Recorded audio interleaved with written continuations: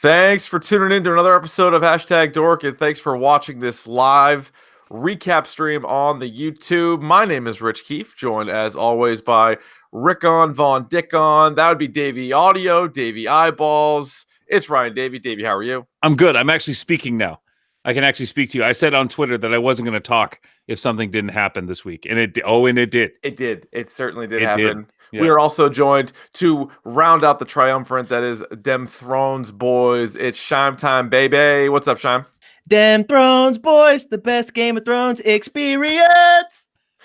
Oh boy, that's right. We are off to a great start here. Yeah. So go ahead, hit up the chat on the YouTube. We will get to some questions, comments, concerns at the end. We're just going to try to rip through this episode, which was the penultimate episode in the history of Game of Thrones.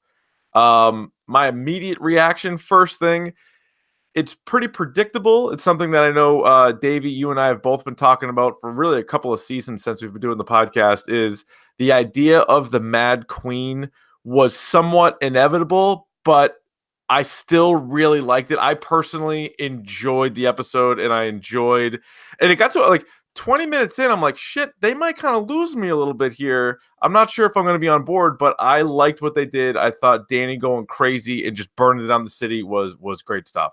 Yep, absolutely. And like I said, big heel turn, yeah. But like something that we needed and something that was done, I think, quite well. I think this is the episode I've been waiting for, was it 5 now? This is like, 1 out of 5. So we're batting 200 right now as far as episodes, but.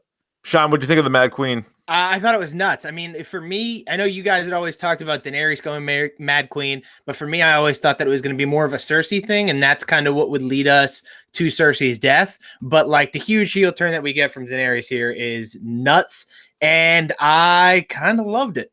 I did too. And let's talk about at the beginning of the episode where really kind of all of a sudden, so Dany, after episode 4, and we did the recap for that episode, she sees Missandei get decapitated.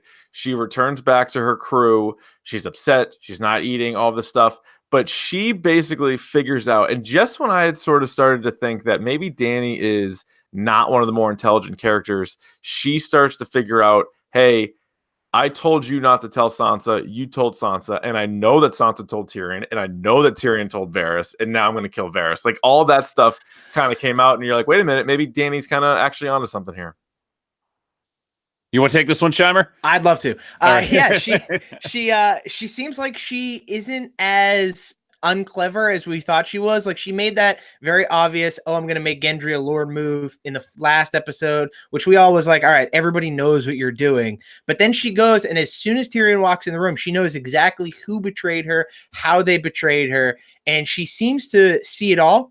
And I'm not sure, though, if that's her being uber intelligent or the paranoia starting to kick in of her becoming mad, thinking that everyone's going to betray her. Well, I guess they didn't really hide it that well either. You know what I mean? So like, you could follow that string of like, yeah, Varys knows. Who's gonna tell him that? You. Who's gonna tell you that? Sansa. Who's gonna tell Sansa? John. Like, that trail of breadcrumbs was pretty easy. You know what I mean? Right. So let's not give her too much credit. Now, was Varys, was that death a good death? Like, you look at some of these characters and some of them just kind of go and you're like, that's kind of it. Others have like sweet deaths. We'll get to some of those here coming up later in the episode. But Varys, and he even had a quote where he looks at Tyrion and he's obviously very calm, like classic Varys, and he says like, I hope I'm wrong. And when referring to Dany, and clearly he wasn't, because what happened later on he was absolutely correct about. But I did really love.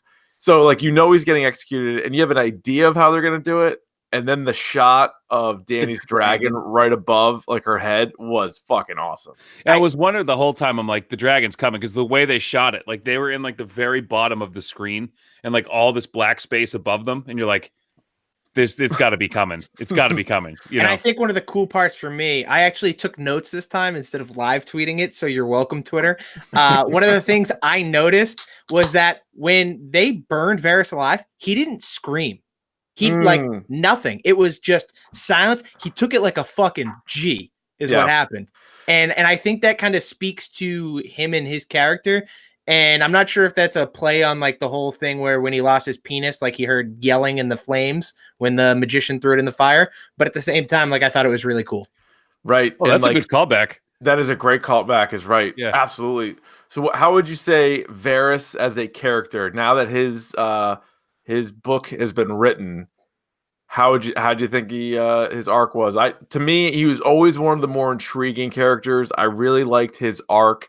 And I know one of the complaints about this whole season is they're kind of rushing to an end and like, why can't they stretch this out a little bit more? And maybe you could say the same thing about him, is like, he got a little bit of information, and for the first time, this information is what kind of cost him his life because of what he was doing. And like the episode opens with him, writing. Who do you think he was writing to in that?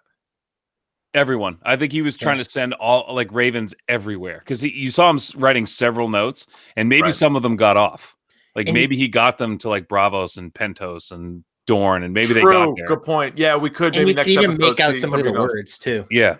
Yeah, I saw Eddard Stark was in there. Rhaegar Targaryen was in there. Yeah. True Heir. Yeah, all that stuff was in there for sure. I thought his death, he's the master of whispers, as they called him, and they even called him that in this episode. And I thought it was ironic and poetic justice that he died not spreading rumors, but telling the truth.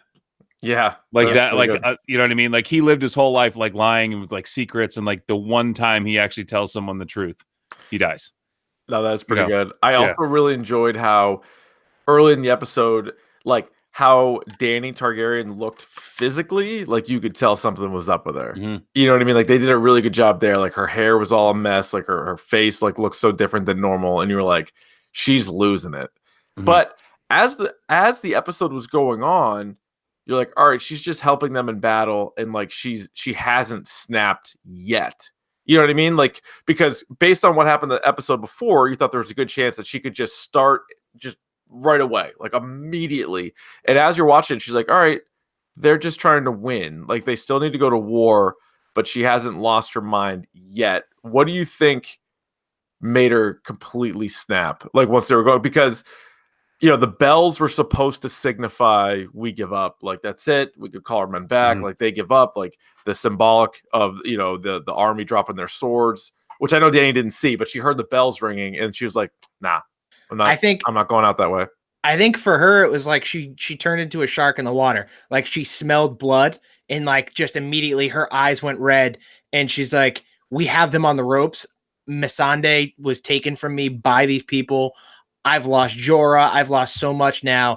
I'm done just trying to save people," and just made a statement and obliterated everything in her path.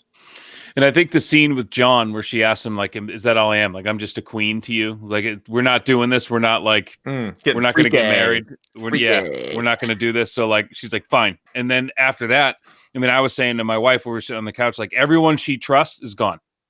Mm-hmm. Like she doesn't trust anybody anymore. And like you could say like Tyrion, but like she doesn't trust him anymore either. No, I would say the only one she trusts is Grey Worm, and I thought it was a pretty good scene where there was like, all right, we're doing a truce. Like, okay, truce. And then as soon as he saw her like burn in the city, he's like, no, not truce. Mm-hmm. Fucking chucks the spear, kills the guy, and then they just go to war. And you're like, so he's the one guy left, I think, that would do anything that she says. Now he has an army that listens to him, so like whatever. But like as far as like characters that like have a name in the show, Grey Worm's the only one that would do anything she says, especially now. And I know we had talked about last week how we thought maybe he'd kind of break ranks a little bit. So I did my darndest to keep track of his on-screen kill count this week. Grey Worm racked up, from what I could see, a solid 14 kills. Oof. It's pretty good. Pretty good. And that's all with a spear, right? Yeah, oh, yeah. I mean, went to work. There was one point where he threw the spear and then magically had it again. I'm not gonna, there's dragons, but like, yeah. But speaking of dragons, Ryan, I understand there was the element of surprise last week. Yes. But do you see the damage that one dragon has done? Yes. She had 2 dragons last week, and for a while she had 3. Now, I understand what you're saying, and you're saying, well, she hadn't lost her mind yet. However, 3 dragons seems like it's unstoppable. And then I'll say, all right, fine, Army of the Dead, I'll chalk off the 1. Yeah. 2 dragons. I feel like if she just wanted to take over or at least ruin all of Greyjoy's ships, even if it gets shot once, there's no way it's going to get shot 3 times the way that it did, considering this one dodged every single, like, you know what I mean? Like, I'm all about, like, this is the world we're in. There's dragons. There's also dragon arrows. Got it. But this dragon can't get hit. The other one couldn't get out of the way. Like you said, the element of surprise, I think, had helped them there. But again, I mean, these are stationary weapons that take hours to reload. So, and I think that was you see them like trying to reload quickly and that thing's just coming, but I don't understand how 2 dragons can't take out like 8 ships, but 1 dragon can take out like 50 ships and all of King's Landing. Literally an entire civilization of people in the matter of 20 minutes. Just the whole thing. I felt like Drogon, in honor of the release of Detective Pikachu, evolved and learned some evasive tactics. Yeah. For God's sakes. Scheim, your 2-word review of Detective Pikachu again? Quite fun. Thank you. You're welcome. So, do you think while Dany is burning the city down, do you think she's like, screw it, this is just what I'm doing? Or is she honestly thinking to herself, once I wipe these people out, I take Cersei out of power, people will respect me? Or does she not even care anymore at this point? Well, she talked about that whole thing with like fear. Like, she wanted people to like worship her, but now everyone just is afraid of her. So you just own it now at this point, right? If you're just going to, in for a penny, in for a pound. If that's the way things are going to be, let's do it. Yeah, she is going to be afraid of me. Fine. This. Yeah. Yeah. That's what I think it is too. The one thing that like I kept thinking of in my head too is like her father's quote. The one thing that we saw him say the entire series is just burn them all. Well, and then that's what Missandei said too when she got decapitated. Now, I can't imagine that Dany heard her because she was like 3 football fields away. But that is what Missandei said, right? I mean, I don't know if they got like the mic'd up version. Like later on, she was watching it back at the crib. She was like, "Oh yeah, I saw Missandei say, burn them all." I guess someone just said in the chat, if Jon just put out, this wouldn't be an issue. Yeah. So why do you think he's done with that? I think he is like, well, it's his aunt, so that's weird. I mean, most of us, that would be a line that we would draw. Sure. Yeah. I don't think that's his line, though. It may not be his line. No, what's his problem? How come? So I think he recognizes that she is kind of turning away from him because of the whole I'm Aegon Targaryen thing. And I think he senses that something is wrong with her. And she's just trying to hide it. She's doing what Cersei did with Jaime all those years, except Jon is a lot more emotionally intelligent than Jaime is, and was like, no, like this is not working. Like this, we can't just keep trying to mask this. Yeah, that's true. What'd you guys think of the Tyrion, Jaime? Couple of good scenes. One, while he's chained up, which again is classic, like when Robb Stark had him and he's sitting down on the ground and he's all chained up, is like literally looked the same scene as that. But Tyrion goes in there, gets him out, and kind of hatches up a plan a little bit. Did you think this plan had any chance of making it? 0% chance of that happening. Sorry. No, that was a great scene with the two of them. Good night, Ryan. No, I'm just bored with your question. It's mother, and by the way, big up to all the mothers out there. Speaking of mother of dragons, big up to all the moms out there. Yeah. Who's the best mom in the history of Game of Thrones? Catelyn Stark. 100%. Has to be. No. What's it? Lady Aaron. She's keeping the kid close to the feet the whole time. That's a real mom. Stay close to me. Suckle at my breast, even though you got hair in your peaches. Get in there. No. I forgot all about her. She's definitely she is in a way definitely the best mom. Squirting her milk all the way down the moon door, right? The kid's like 10 and a half. No, he's older than that. Remember when he like crawled up into her lap and you're like, good gravy. What are we doing here? Yeah, definitely the top mom on this. Good mom, Day. though. Yeah, for sure. May she rest in peace. Yikes. Oh boy. But Tyrion gave it one last shot. He was like, I am gonna free Jaime, give him one last shot, get him out of there. And Didn't work. Now Jamie got kind of shut out from like getting in there. Like that was kind of like the mob scene there, and then he had a workaround though. Like he's trying to wave his claw. Me, let soldier, soldier, can you not see me? It's like get out of here, like get out of here. What did you guys think of Jamie and Euron's little one-on-one? To me, that kind of seemed out of nowhere, and like I was like, okay, but it wasn't like a great payoff for me. But it's great. It fits the character though, because the Euron Greyjoy is like that Johnny come lately. Like, oh, you're not okay, great. Now you're gonna come come try to kill me now, like at the last possible minute. And then when he goes, and his last words are, "I'm the man who killed Jaime Lannister," right? Which is like basically all he wanted. You know what I mean? Yeah. And like I think the idea of them fighting was good, but the thing I noticed immediately is Jaime is a terrible swordsman now. He lost to a guy with a knife. Yeah. Yeah, he's no good. He got daggered pretty good. Tough, yeah, man. He didn't even have a sword. He had a knife, and you lost, and you had a sword. So Euron Greyjoy is definitely dead, right? I would say yes. Yes, he's dead. I would say so. How would you rate his arc on the show? He was a late ad. He'd only been in a handful of episodes.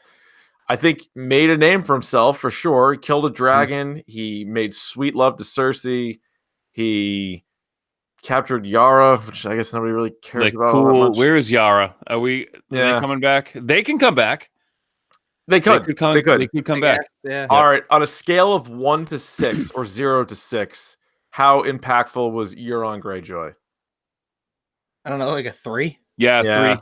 Probably. Like he got the Iron so Fleet there, but like the Iron Fleet turned out to be useless. I mean, that's the one thing that if I don't, and like I'm not hating, you know. So if there is one part of this that I don't like right now is they have all these huge. They've been building these set pieces like this whole time, and then they don't pay off. Like the whole thing with like getting the Iron Fleet to protect King's Landing, they were gone in seconds. The Golden Company. Harry Strickland was the most useless thing I've ever seen. Gone.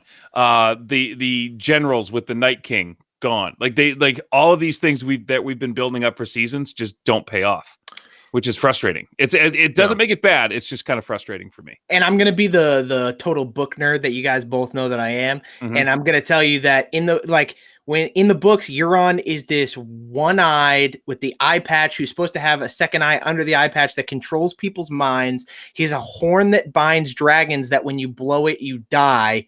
Like he's way cooler there than he was ever portrayed here. Like he came in, he was this ugly ass dude the first time we saw him. Then he went through like an emo glam up and wore a bunch of black leather, and he banged Cersei and killed a dragon, and that's literally all he did. Like that's all he was there for. Still the best Greyjoy though, right? Still the best Greyjoy. Yeah. I guess if I have to. It's not a good group. It's not. Can I take the priest that's still on Iron Islands? Yes, you may. You may have him. I'll take him. Yeah, but Euron just all right. Like to me, it was sort of like all right. They didn't really know what else to do with him, and so they were like, all right, he's done. Like we don't want him in the last episode. But I don't know. That seemed kind of it. Now, at any point, did you think when Euron and Jaime were fighting, this is what I kind of thought, that maybe Arya was going to sneak up on him. Maybe they both die. Maybe they just kill each other. And then that's when Arya would get Jaime's face and go into the capital. Yeah, I thought she was going to catch them coming out. Like as they were coming out, or catch Jaime going in. Swap them. Or I thought she was going to get the Meister there. Qyburn. What an awesome death that guy had too. So good. One of the best. Yeah, like, exactly. Like we're talking about like quick. Cool like, deaths. Super quick. Yeah, just that was one of the best deaths ever. He's like, "Hey, listen to your queen." And I go, and as soon as it was perfect timing, unintentionally by me, because like he said, like, you obey your queen. And I go, get the fuck out of here. As he grabs him and throws him. And I'm like, that was perfect timing. even my wife, who's like not the biggest fan of violence, even she was like excited about that death. She was like, oh, that was awesome. I'm like, yo, that was awesome. He out of here. How did he die? He got thrown down the stairs. Like, that's all it was. His head, the back of his head blew out after he hit a rock. He's getting shoved down the stairs, like piss off. And that's one of those guys. Scheim, what's that guy's name? Yeah, Qyburn. Spike. That's nice. What is it? Qyburn. Exactly. So this guy's been in the fucking show for like 100 episodes. No I one don't even know knows his his name. I love the show. I'm a diehard fan of the show. I would have lost that. If that was a bet for $1,000, I wouldn't have gotten Gun it. to your head. What's that guy's name? You would have. Sean gun to my head, James gun to my dick. Wouldn't have gotten that Both of name. them. Yeah. Wouldn't have gotten dead. Would have been a dead man. Just like that guy going down the stairs. He was like, get out of here. So Clegane Bowl, Ryan, I'll give you the floor. Clegane Bowl, did it live up to it? It did, because I'm sitting there like I'm watching them like kind of square, and you see Cersei kind of like, that was the best part. She's like kind of like trying to sneak by. She's like really meek. She's like, yeah, see ya. Yeah, I just gotta, but I'm looking at it. I'm like, don't fight him on the stairs. Don't fight him on the stairs. Like he's on top of the stairs. He's got the high ground, Anakin. Like, I was waiting for that, especially because he looks like a fucking old Anakin Skywalker too. Yeah, he did. I like the helmet comes off, then the armor comes off, and you see just kind of like how messed up he actually was, and what the Oberyn Martell poison did to him. Mm-hmm. Like and that like was whatever the Lannisters scientists and whatever they cooked up. Yeah. You could still see like where he got cut, and there was like that. There was like a cool look to it. I thought it was a fitting end for the Hound going out in the fire. Mm-hmm. Both of them going out in the fire. I thought that was really good. You had some good thumb in the eye action. Oh, he was about to go the way of Oberyn. About to go like crush his head. Yeah, just like Oberyn. He was almost done when he hit him. First of all, he was doing like the rabid like spikes to like this neck, and nothing was happening. And then he just goes right through the head. Yeah, still didn't kill him. Like, I love that, but I love that. Like he may not be dead, by the way. Yeah, Mountain he may not be dead. But he's still the Hound, where he's just like, just fucking die. Like he's still like one of my favorite characters, and I'm glad he got sent out. If he is gone, that he got sent out that way. Yeah, I love what they did with that fight. It pissed me off at first. So like they start fighting, and then they cut to effing Cersei trying to make her way through the freaking castle and find Jaime. I'm like, can't you save that for after they fight? And then they cut back to them, and I think it was so funny because I just started laughing at how fucking strong the Mountain was, and then the Hound started laughing too, and he just couldn't stop laughing because it's like, this guy won't fucking die. Yeah, that's like the only reaction you can have is he just started laughing like in his face. Yeah, like, you're insane. But that was just that was so good, and even like the build up to it, like there's two different scenes of the Hound and Arya. Like that relationship is one of the best ones we have had going. Hound and Mountain, definitely the most marquee deaths of any episode is in this one, wouldn't you say? Right? I mean, so you have Varys right out of the chute, you have the Hound, you have the Mountain. I think it's fair to say Jaime and Cersei, correct? Yep. And Euron, right? So that's a 6-pack of deaths, right? Does Qyburn count as a major character? Qyburn does count. No, he does. He does.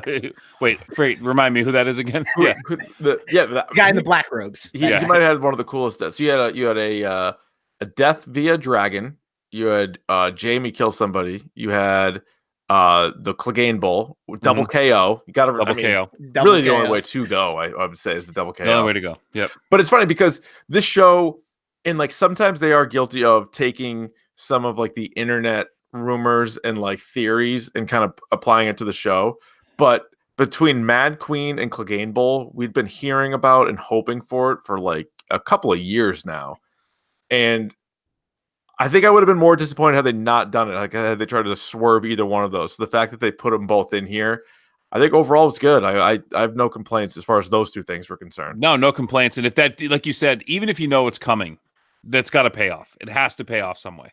Mm-hmm. I mean, but then again, like I said, I mean, the issue I'm having with this season is like a lot of stuff isn't paying off. Yeah. So they could have not done it, and it would have been on par with everything else in this season. But I think this is the one storyline that they've had since the very beginning that has paid off properly. Like it's the one they've done such a shit job of storytelling this season. And they're just trying to give us those moments that shock us and awe us instead of focusing on the story, which has done that on its own. And this was the only moment so far in season 8 that has been completely story driven and still shocked and awed us at the same time. Yeah.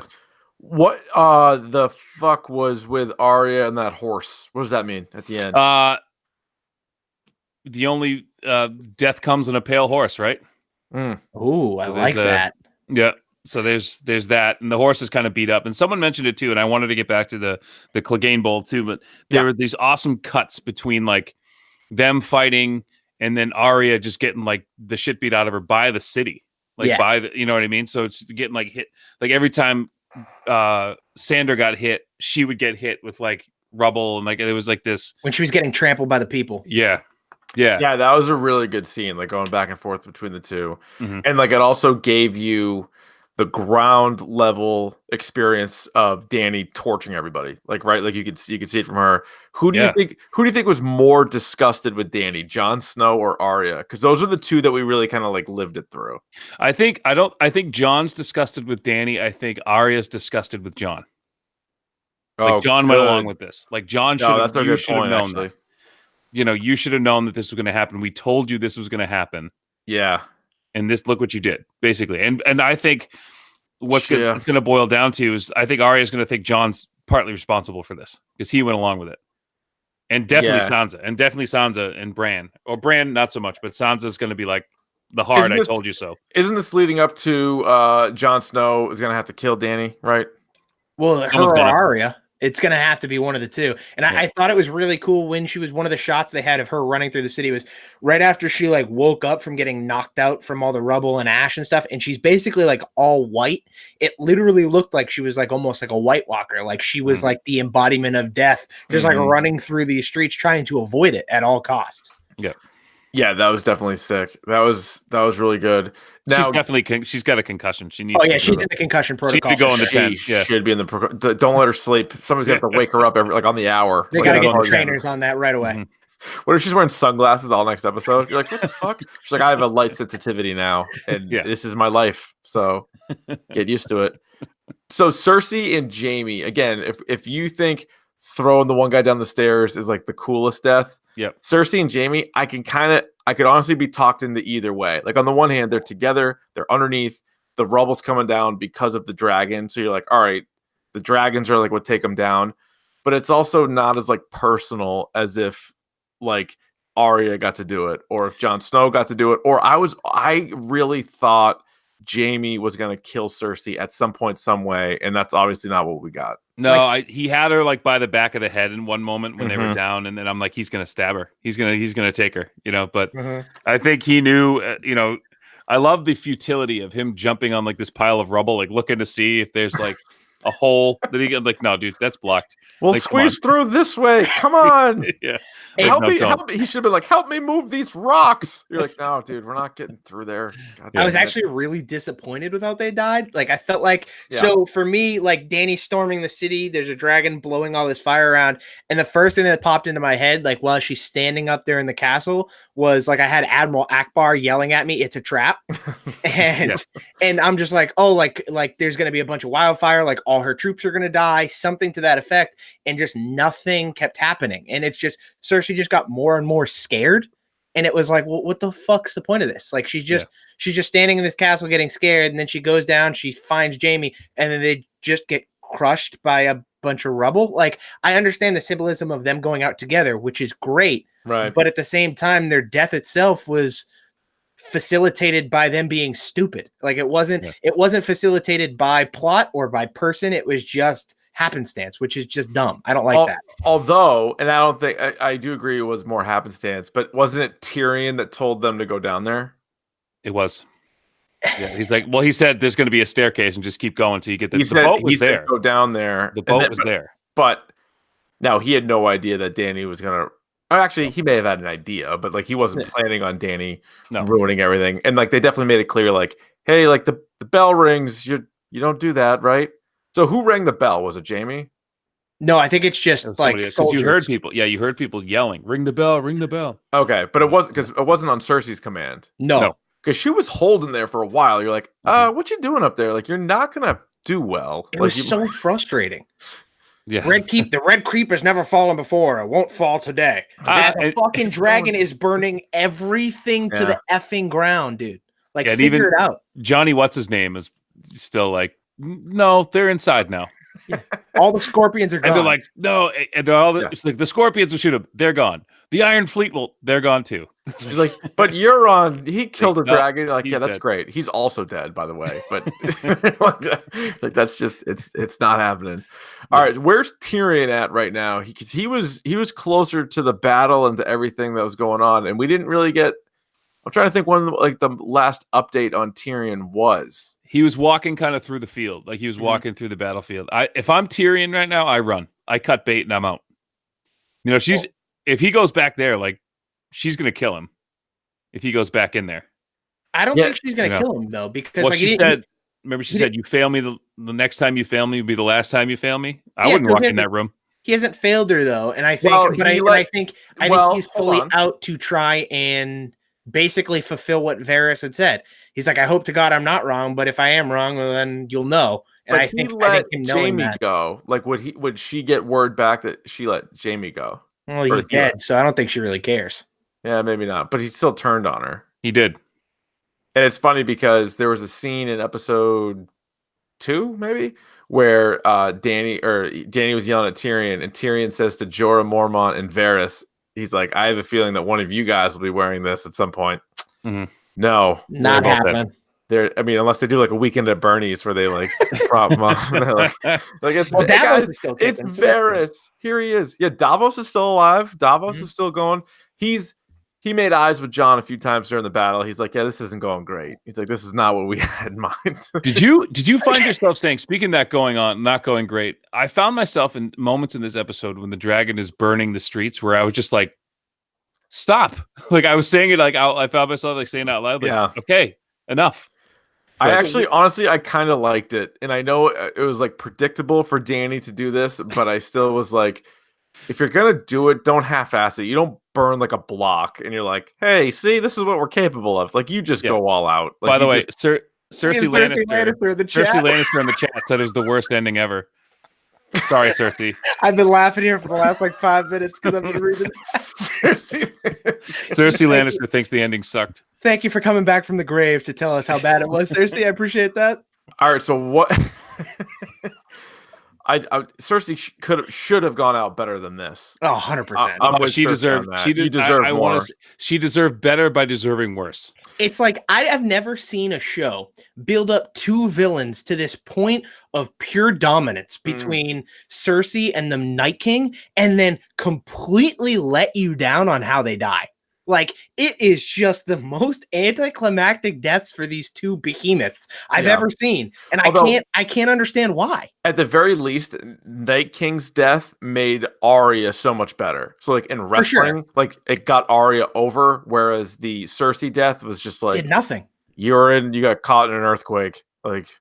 It's like, oh no, I was under the castle instead of avalanche. Like, yeah, you're dead. You're dead. Does Cersei go down as the best Game of Thrones villain, or do you go more with like Ramsay because of just how outrageous he was? Yeah. Because like I think the Ramsay storyline in every aspect paid off. We got to see how horrible he was in every aspect, between torturing Theon and raping Sansa and all these things and feeding people to his hounds. But then we got the payoff of him getting beaten by Jon, beating the crap beat out of him, and then Sansa puts him in this chair, ties him up, and feeds him to dogs. Yeah. Like, that was such a good payoff, where all these other deaths and all these other villains have sucked at the end of this show. I think Littlefinger's up there too for me. Yeah, his arc and his death was a great payoff. That's a good one. Yeah, that's true. And I think going back to Ramsay, like, that really pushes Sansa to where she's at now. And like Sansa even said so last episode. Like, without Littlefinger, without Ramsay, without Joffrey, she's not who she is now. So spinning it ahead to actually, before we get into the next episode, let's go MVP of this episode and LVP, least valuable player for this episode. Let's go first with MVP. Who stood out to you? Who do you think was the best of episode 5? Drogon was dominant. Is it definitely Drogon? Just a dominating performance. It's Drogon, yeah. For sure, that's who's left? Okay, so I think I agree. Scheim, that's a good one, because him appearing out of the darkness to kill Varys is awesome. It was such a good scene. Yeah. And then he just melted faces. So he was really good. You got it. The Hound. I know, Davey. That might have been where you were going. I was going to give it to Sandor Clegane, MVP of the episode. Basically saved Arya's life, and the Clegane Bowl was kick ass. So I'm going to say Sandor Clegane had tip of the cap to you, sir. MVP. Those are probably the two, right? Mm-hmm. The Hound and Drogon. So I guess. What about Dany? I think I was just about to say. I think I've been down on Dany for a while. I've been down on Dany, and this is it. This was sort of the payoff to like her, the way she was going, like kind of pushing her towards this way, and this is it. Like she went full go. She didn't half-ass it. She went complete nuts, and I can't wait to see how she responds next. Because let's face it. So we said she has Grey Worm on her side, but she also has the Unsullied and the Dothraki. Like they're all on board. Oh, they're all in. In fact, they like her even more because of this. So if Jon turns on her, or if Arya or Sansa, you have like another battle on your hands because she does have an army, you know, and like that's going to be impossible, I think, to get them to turn on her. Yes. Yeah, I think that's why like her death needs to be almost like a private death. Like it has to be like her and Jon in a room, and or her and Arya in a room by themselves where there's no one else around. And it's like, okay, maybe like Arya kills Grey Worm as she walks into the room, and then it's just Arya and Dany. They have this conversation, and she just like plunges the knife into her face. Could be. I gotta see. Arya's got to steal somebody's face. God, I gotta see a face steal. Yeah, 100%. I think Jon's got to do it. I think Jon's doing it. I'm also curious because like the end of last episode, so Arya and the Hound were riding towards King's Landing, and she said, "I don't plan on coming back either." So like, what's like, was she serious? Like, is that the case now, or did she give up on that because of Clegane when they were standing on the map there in the Red Keep? Is that where she's like abandoned that hatred because he convinced her like this is not the way that you need to go? Maybe she goes and meets back up with Gendry. Maybe she second guesses it and be like, goes back to the Stormlands. You go, yeah.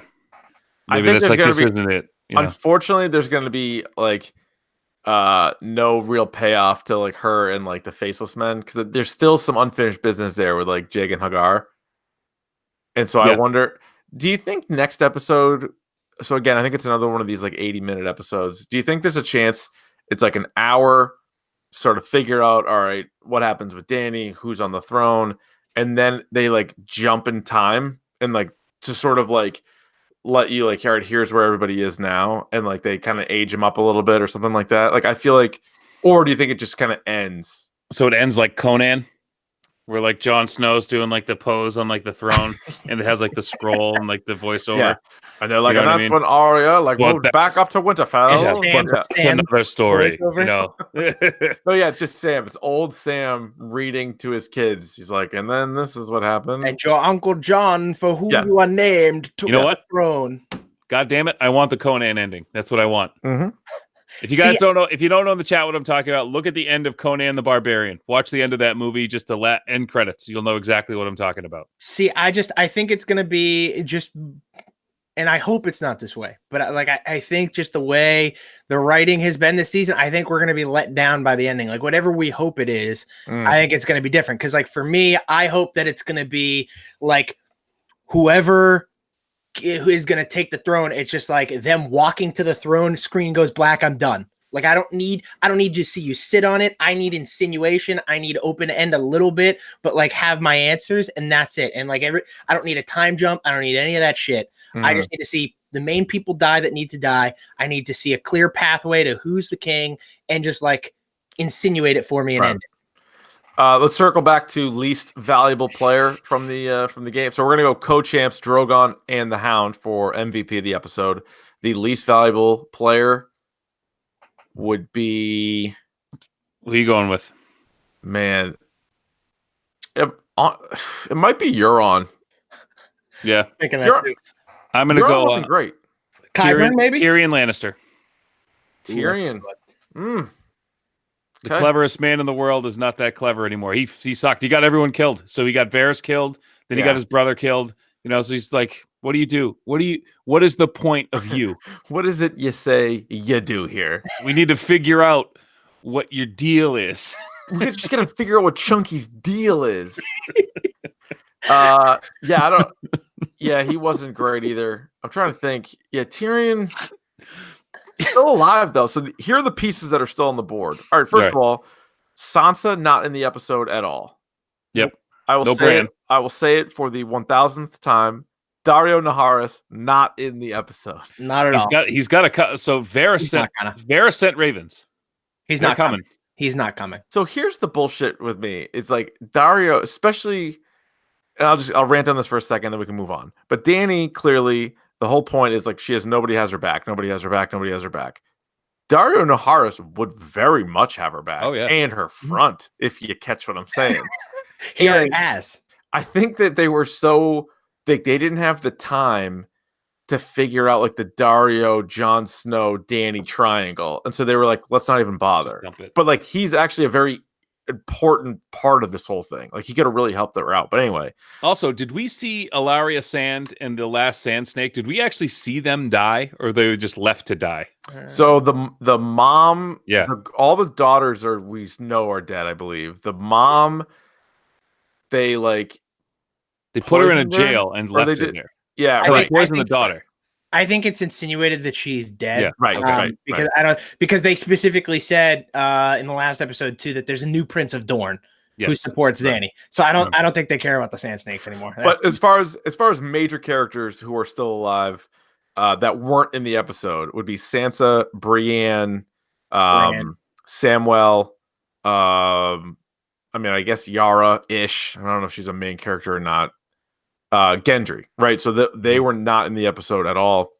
Tormund also, right? Tormund and Ghost. Mm-hmm. Ghost. So the characters that were in the episode that survived were obviously Jon and Dany. They're really setting something up for them, as well as Arya and Tyrion and Davos, Grey Worm. Grey Worm's lasted a lot longer than I thought he was going to. I thought he was out episode 3. Could also be an MVP argument for this episode too, with all the kills he had. Big kill count. Yeah, mad kills. According to Scheim, he had 14 kills. Women and children. I don't know if they count. Well, listen, a kill is a kill is a kill. For on-screen kills for Grey Worm, no women and children, all men in armor. Okay. I respect that, Grey Worm. Way to go. Way to go. Yeah, so least valuable player, I guess Euron, Tyrion, those are probably the guys. All right, Cersei, by the way, Cersei crying a lot. No, God, I actually thought it was a good Cersei episode. It was a lot of face acting, a lot of acting with her face. Yep. You didn't like the Cersei? I thought she was good. She's been so hardcore and stoic and cruel, and now it's just she's crying. I'm just gonna get sadder and sadder as I watch my city burn instead of actually doing anything or running or surrendering, and then she just dies in an avalanche. You know what's also funny to look back on is the way. Time out. Joey Gloucester just said Qyburn is the LVP. I have no idea who that is. I don't know who that is. That sounds like a made up. Was he watching a different show? Different show, yeah. Different show. This was Game of Thrones we were doing. Yeah, we don't know who that is. Game of Thrones. Fuck. What was I just going to say? Nice job, Joey. Just screwed it up. The hell were we talking about? LVPs? Yeah, no. So if you go back to episode 1 of season 1, Ned Stark goes, right? Yeah. And if you think back now, 7 or 8 seasons later, of all the major houses and who has the most people left, and it's the Starks. Yes. Mm-hmm. Actually, add Bran to the list. He's still alive, right? Even though in the last episode they had the last of the Starks as their episode title. Like, I don't know if they're pushing something or insinuating something, but like they technically have the most pieces on the board. Lannisters have 1, Targaryen has 1, Baratheons have 1. Like there's Greyjoy has 1. Like it's just Starks. All you got is Starks left. Yeah. It's just Starks all over the place.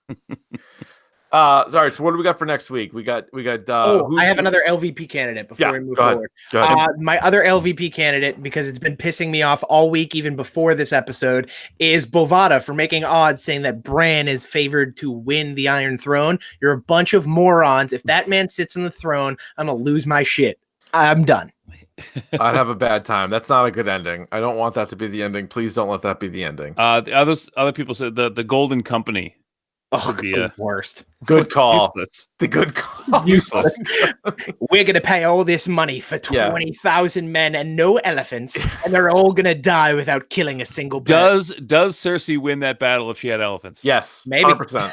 An elephant could kill a dragon. Or are elephants fireproof? Don't answer that. They are. I actually think they burn more, which is weird. But they drink a lot of water, don't they? They do. Yeah, but it's an arid climate they live in. It's very dry where they have really good memories though, so they would understand flight patterns. They'd be like, "This is the way the fucking Drogon flew in," so they'd sniff it out. They would know. All right, last episode coming up on Sunday. Here's one idea. Let me ask you guys this. We got one request. Is it worth doing a pregame show for? Ooh. I'm in. We could do like a 15-minute pregame show. Yep. But it's got to be like 8 to 8:30. Like we can't even. I'm not even going to risk missing the beginning. No. It'd be like maybe like 8:30 to 8:45. Yeah, exactly. Right in that time frame. And then that way you can stretch. Maybe If you haven't noticed, Scheim's a Game of Thrones whore, so I'll do any kind of Game of Thrones content I can get my hands on.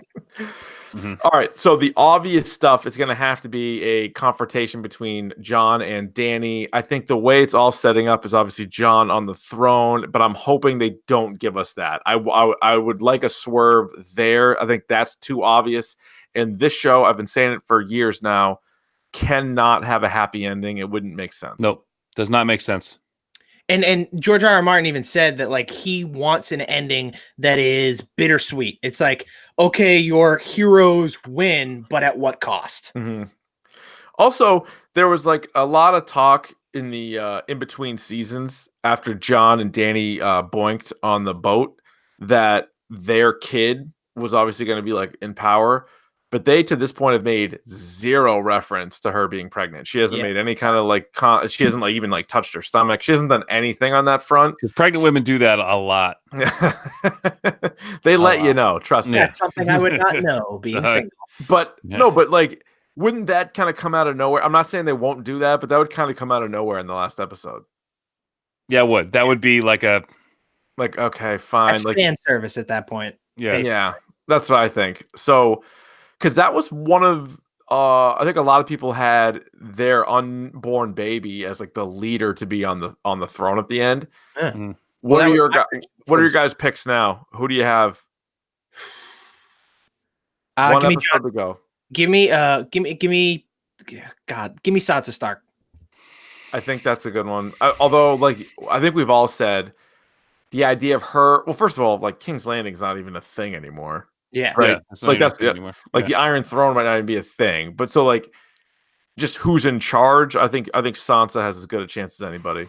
I think it's going to be Tyrion and Sansa. They're going to split it in half. She's going to be the queen in the north. I also still like the idea that no one rules the throne. There's no throne. Everybody's basically independent with some kind of council, kind of like what Davey said. Like Tyrion kind of controls or leads the southern area while Sansa gets the north. And I think Jon's gonna live and he's gonna head back to the wall and just like retire with Tormund and Ghost, like slinging beers and drinking milk from giants' titties, drinking out of a horn, drinking giants, killing giants, sleeping with their wives, that kind of thing. Yeah. No, I think you might be right, because especially if you think about how they've set this up, like they're all friends with Yara, and Yara's in one place. Like they're all friends with Gendry. Gendry's in one place. Again, Dario Naharis, but whatever. Like they're all ruling certain places. So I think you're more likely to have like 5 or 6 people in charge. Yep. Does Brienne gets a house? Brienne could, yeah. I don't think so. Oh, we didn't see Bronn this episode. Oh, it was Bronn. Oh, true. Where the fuck was Bronn? That's another thing that didn't pay off. Hey, probably still hanging out in the north to kind of. Well, didn't he say? Well, yeah. Now he has to give him Highgarden, right? Now Tyrion has to give him Highgarden. Or Tyrion doesn't have to give him anything because Cersei's not there to pay him if he kills Tyrion either. No, but he said if you help, well, he didn't really help him. Yeah, he's got nothing. I think he was just trying to stay alive, and he did. As far as I know. I don't think Tyrion also has the sway anymore to give anybody anything. No.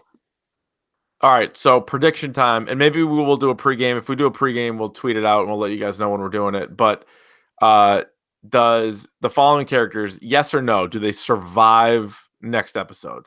Okay. Dany Targaryen. No chance. Drogon. No, if Dany dies, Drogon dies. I agree. Yeah, because it's gonna be hard to kill Dany if Drogon's around. Mm-hmm. Jon Snow. Yes. No.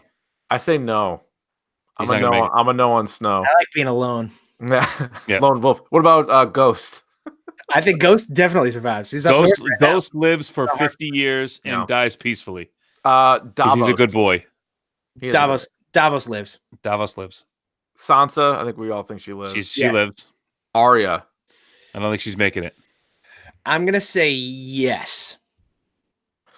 I really hope so. I hope so too. I really hope so, but she's a coin flip. She's a coin flip. I think we're gonna get the whole Arya either helps Jon kill Dany or she kills Dany and then she goes back to the House of Black and White to kind of pay back her debt.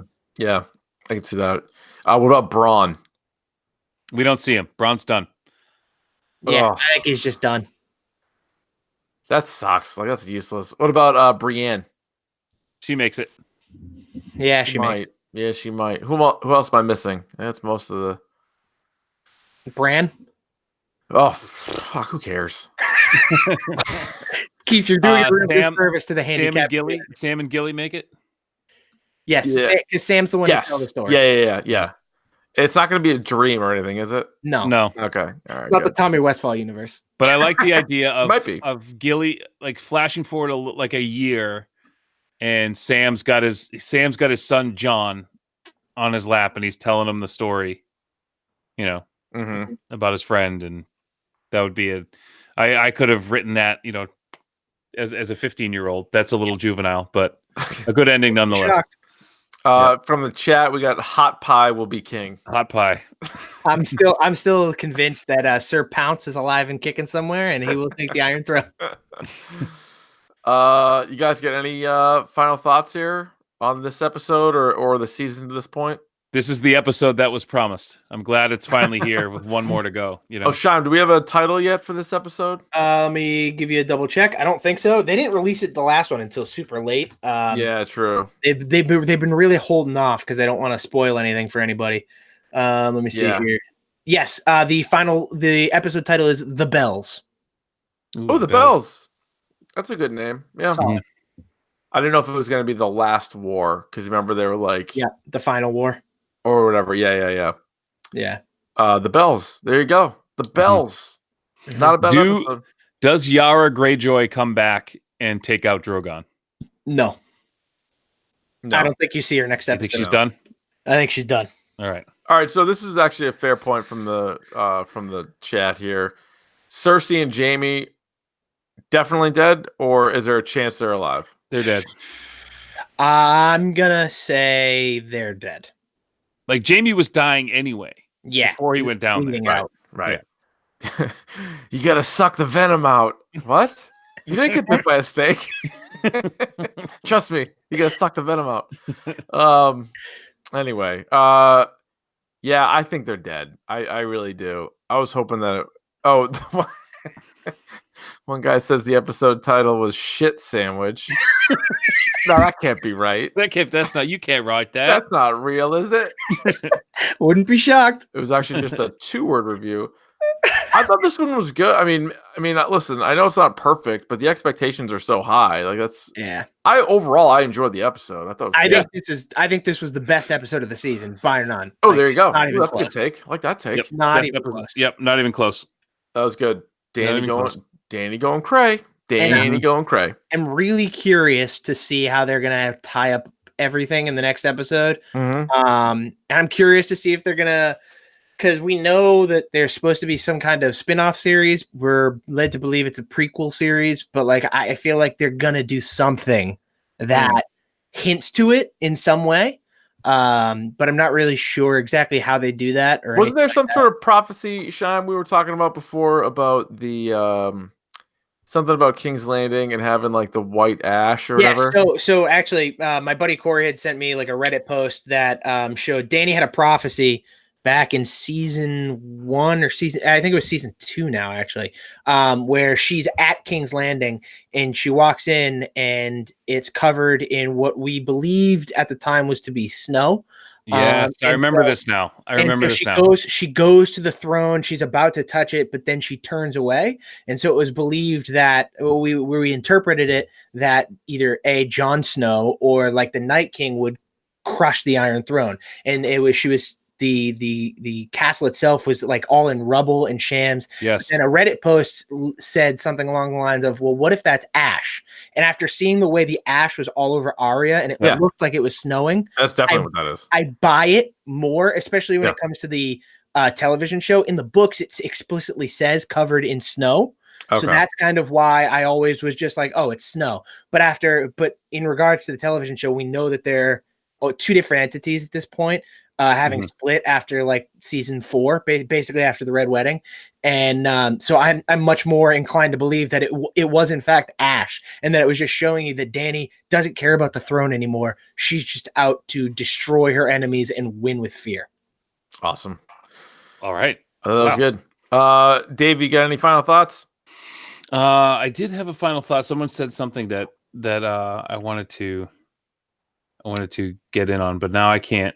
Or you can think about it. Scheim, do you have a final thought? Well, Davey? Final thoughts. I got 2 actually. One, somebody called me a commie when I gave my ending prediction. You hate to hear that. I want you to know, not who I am at all. It's really not nice of you. So, are you not a registered communist? I am, in fact, not a registered communist.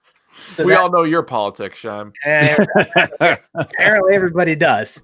And then there was another guy, I don't know where it is, but there was a gentleman in here who said that how can we criticize the writers because we probably can't even write like a 15-word sentence? That's not true. To which I say to you, sir, don't you bite your thumb at me, for I am in the process of writing a novel, so you can buzz the fuck off. And by the way, does bite your thumb is a reference to William Shakespeare's Romeo and Juliet. So you can cram that. You can golden fist yourself, pal.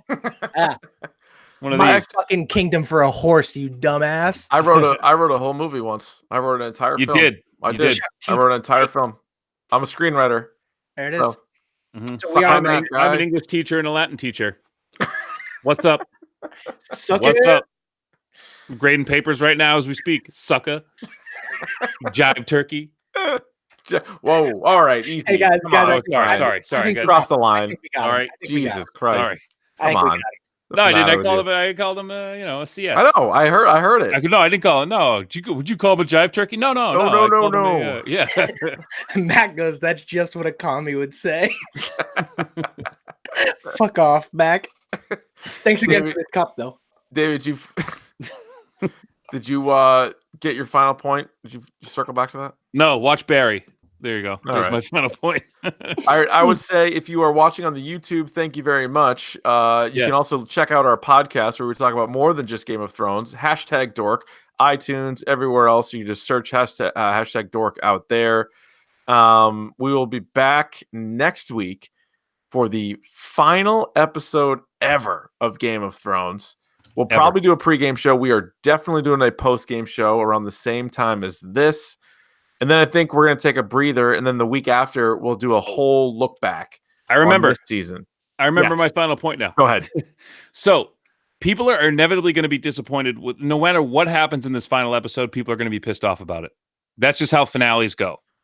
Okay. All right. So what level of disappointment do you think people are going to have for this episode? Is it going to be like Sopranos? Or like Lost, or like Saint Elsewhere bad, or Seinfeld. Is Aquaman a level in there somewhere? Aquaman. No. What? Aquaman's not a fucking TV show, Scheim. God damn it. God damn it. No, so Davey's right. So the best shows with finales, just shows in general. So you got Sopranos on one end, people pretty much hated, right? Yeah, like the very end, people like found it confusing. I don't think people like having endings explained to them. Yes, that's true. So, now, like Breaking Bad, I thought was kind of wrapped up nicely, but overall, I thought it was good. That was well done. The Wire had the 5th season was their worst season in my mind, but the finale was actually really good. Like they did a really good job of being like, that's it. So Dexter was fucking awful. I think it's gonna be because like right now, especially the way Game of Thrones is set up, if it's a happy ending, you're gonna piss people off. Yep. If it's a awful ending, it's gonna piss people off. Or like awful, I mean like everyone died. All your favorite characters are dead. Like people are gonna be mad, but some people might like it. So yeah, it's gonna be it's gonna be a shitstorm on the internet for sure. I think it's gonna be like a Seinfeld level where people are like, "That was fine," but like people be like, it should have been way better, but it was fine. You know, I think it's going to be somewhere between a nice Friday Night Lights level ending and a Seinfeld level ending, where it's like Friday Night Lights was nice. Well, yeah, it's like okay, this was pretty good, predictable, but okay. Yep. But like you know, I guess it did the job. It's not going to blow me out of the water though. I don't expect that. Well, gentlemen, that was a fantastic recap here of the penultimate episode of Game of Thrones. You could check out them Thrones Boyz on the Twitter at Dork Podcast, at RVonD, and at Scheim Time. Check us out on the iTunes.